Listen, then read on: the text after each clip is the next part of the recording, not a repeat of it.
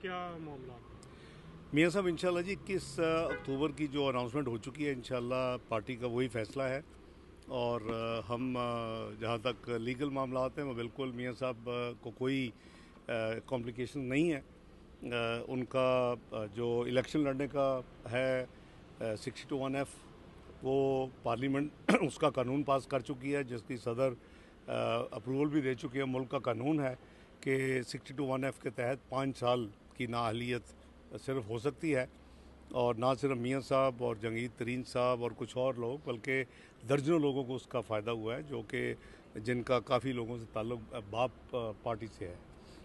ये उन्होंने ख़ुद हमें शेयर किया।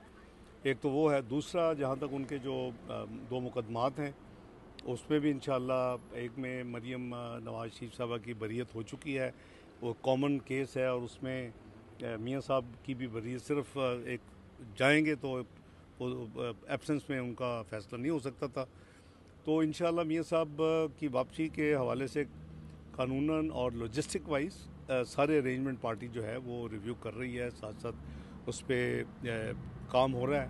और इंशाअल्लाह उनका एक अल्लाह ने चाहा तो एक फ़कीदुल मसाल जो है वो उनको वेलकम दिया जाएगा पाकिस्तान में।